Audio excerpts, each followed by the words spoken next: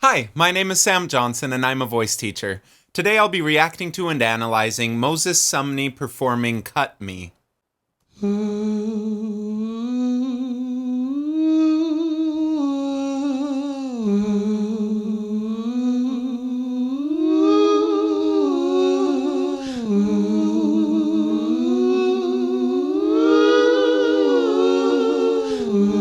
So I wish that I could see his face, like his mouth, just so that I could know what the shapes that he's doing, but there's a lot that you can infer just by the sound of it, so that's kind of what we're going to have to go on with this one. But his mask is dope.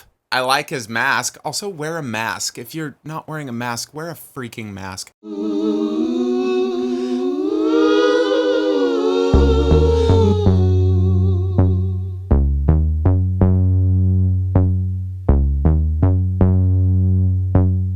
Oh, okay, there we go.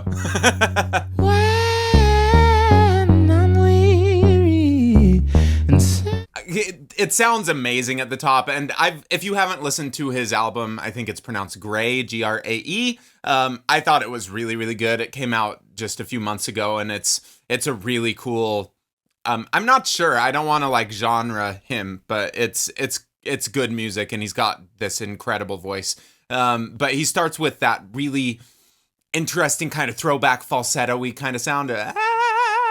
But as he comes back down, it blends back down into chest voice. It doesn't sound like he's getting stuck in that kind of thing, because as you can hear at the bottom of that run that he just did, it had a little bit more, whether you want to call it support or voice or chestiness or whatever, it just, the tone sounded clear as it started coming down. And often people get stuck in their falsetto and they are not able to kind of blend it down. However, I think that using falsetto like this is a really, really good way to get your voice in a good place. Recently, I've started, I guess it's something I've been doing for a long, long time, but my teacher that I'm working with now, it's a really big thing that he works with, is trying to do falsetto integration. And it's a massive change because it does a few things. One is it is more likely to get the top part of your vocal folds coming together, and it's what's called a mucosal wave.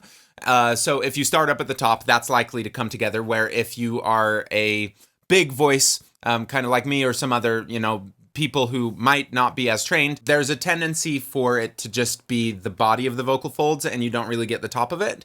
And so if you approach from the top, it starts encouraging that to come together even when you're singing the low part. It also helps find a good laryngeal position. So a lot of times people will start coming down and they'll kind of overlower it. We don't want that, but it's better than it coming down and going like, ooh, where the larynx like totally rises. So I think falsetto integration is a really good thing. That aside, like, it just sounds cool. What he's doing with his voice is just really cool.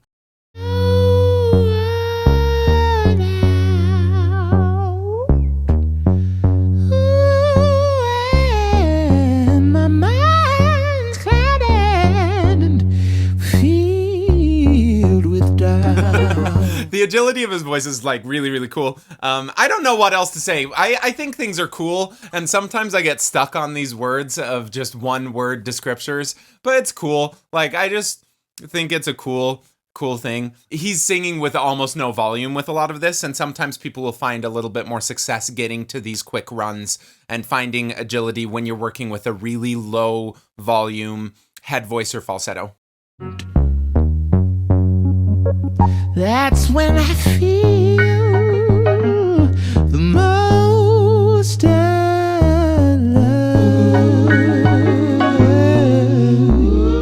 Man, this is so cool. The shot. We're gonna have to have a cool count. He's showing a lot of teeth. That kind of brightens the sound up. It's just more stylistically appropriate for the kind of music that he's singing. My friend and former teacher, Mark Reynolds, is really into showing teeth like that. He talks about it pretty much all the time. And I don't think that it's an essential part of vocal technique across all genres, but I do think that too many people do it for it to not like matter in some way. But whether it is just brightening up the sound or it does something else even more essential, I'm not completely convinced on that yet. But with Moses right now, it's just showing that little bit of brightness. It's creating a little bit of brightness with a sound that falsetto a lot of times tends to become a little bit dark, especially if you do let it become too round. And then he comes down into that vocal fry place.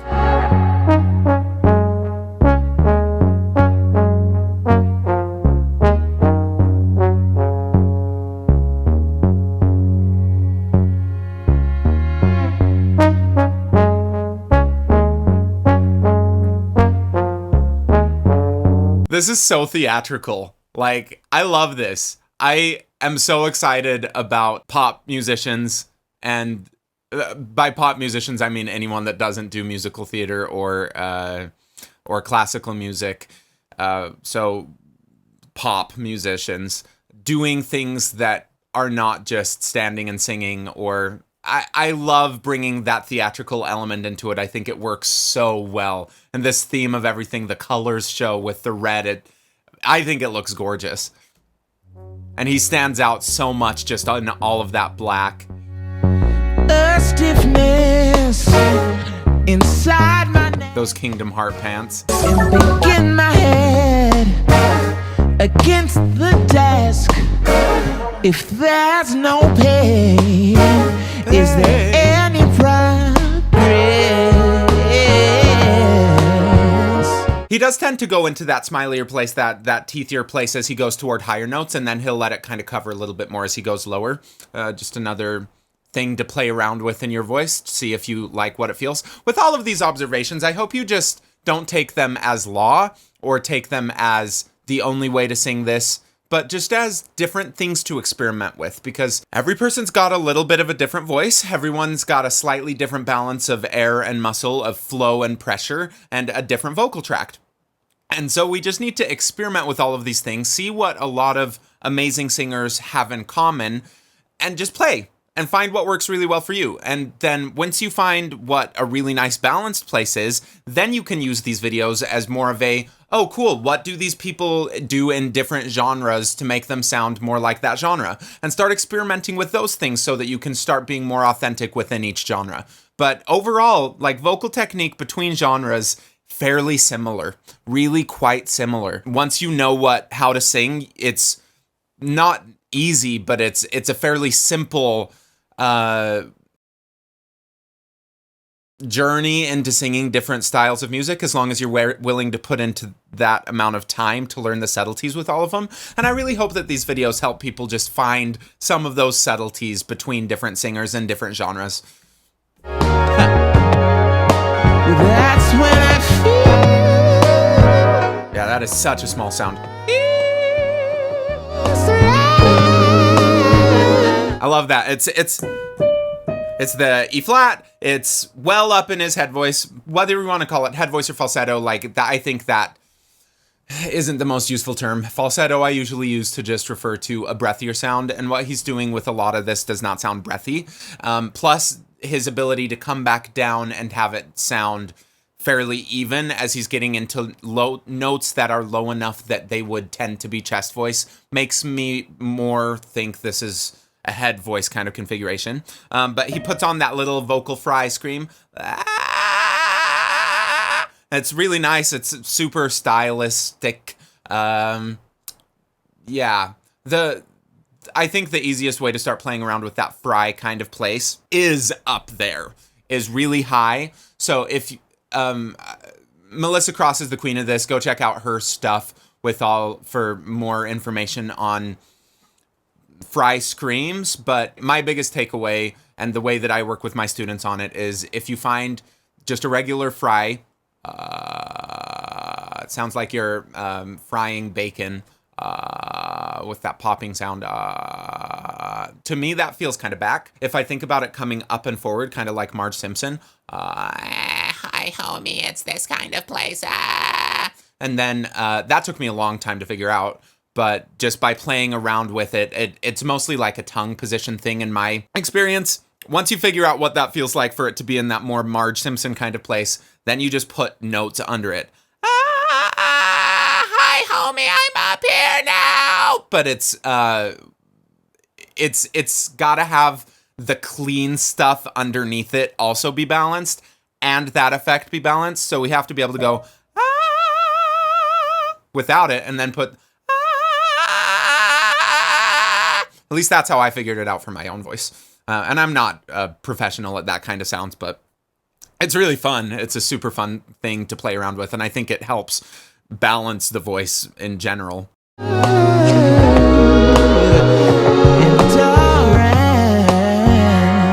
is the source of my pride.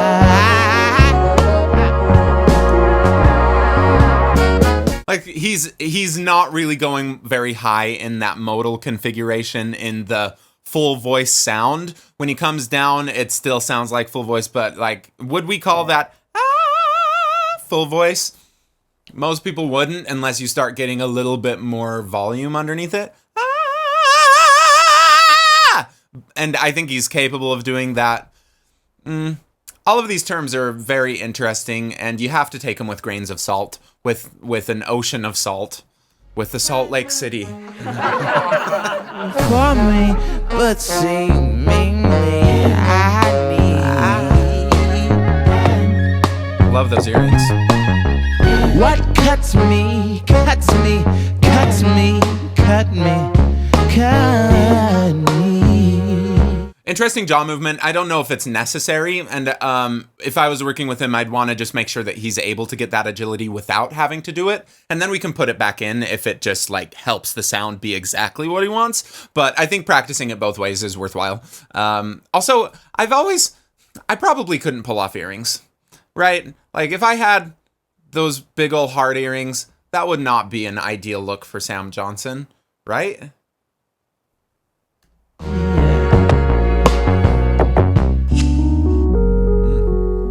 I guess I'm a true immigrant son. No vacancies, no vacations. He writes such interesting harmonic progressions and just the voicings that he does. It's very jazzy. It's dope. I love it. So that was down to the G sharp. I don't have perfect pitch. I'm just really good at guessing sometimes. That's a fairly low note. Like most tenors will be able to get down there. I don't know what his voice type is. Some sort of baritone probably, like just with the richness that I hear. And you hear with a lot of really good high singers,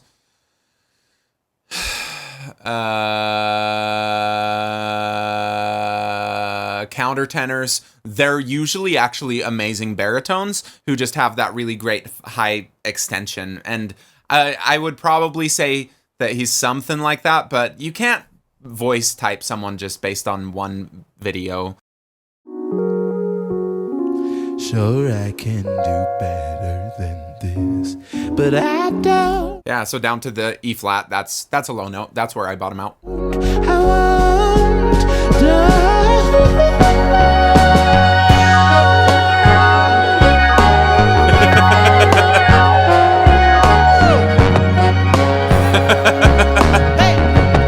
I love Moses Sumney. Those onsets that he was doing, it was a really nice balanced onset. Onset's a fun little thing to start playing around with. We don't want any onset to be constricted, for the muscles in your throat and your neck to kind of tighten up as you're starting sounds. And I will use all different onsets in order to help people find balance, but I do think that the overall goal is to try to get an onset kind of like what he just did that results in a full sound, kind of like what he just did. So his voice is just so free, and he just seems like such a free person, and it really does cross over into how you use your voice. Like if you're not mentally tied down, and just it really helps. What cuts me, cuts me, cut me, cut me, cut me, cut me. Oh, no. That's when I feel the most alive. Is when I think I won't survive. And you cut me, cut me, cut me. So he's modifying the vowel of cut from an to more of an a. It's kind of a low note. Yeah, I don't know what that note was, but he's not going really high with it. Sometimes modifying the vowel like that stops working as you start getting higher. Like if you're going ka, sometimes it starts tightening up a little bit, and finding more of that place is a good way to find that more balanced voice. However, he's just playing with colors. Like he's just playing with all of the things that his voice can do, and he wants it to sound brighter there. And it works. And if he was going, cut me, that would not work. That would be stupid and dumb. Oh, that's when I feel the most alive. It's when I think I won't survive. When you cut me, you cut me. Okay, so he does go higher, and he uses that same ka. It works for him because he's not making this really, really full voice sound. And he wants it to be that really bright sound. You can balance any vowel. It's just different vowel sounds tend to do different things. The kind of tends to pull chest voice. If you're not someone who's pulling chest voice, he's not pulling chest voice at all in this video. If you're not someone who pulls chest voice a lot, start playing around with it to see if it's the right tone for whatever you need. If you're someone who really tends to pull chest voice, notice if that's something that you're doing. If you're really brightening the vowel, over widening it, if your larynx is rising like crazy, because that's one of the things that tends to happen as you start raising the formant by going wide. Your larynx will start rising, and then you'll run into some other problems. But he's not running into those things.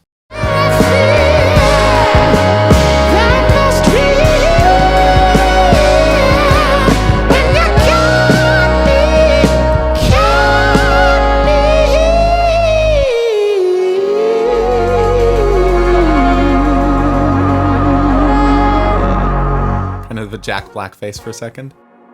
Yeah, I love Moses Sumney. He's so good. What a good performer. Really interesting, innovative songwriter, bringing so much like innovation to, man, he's great. He's great. Thank you for watching. Please like, subscribe, leave a comment below. Go listen to Moses' album because it's that good. And go check out the links in the description. Go check out my Discord is really, really cool. And if you like to sing and hang out with people, I think you might like it. So there's a link below. I'd love to see you there.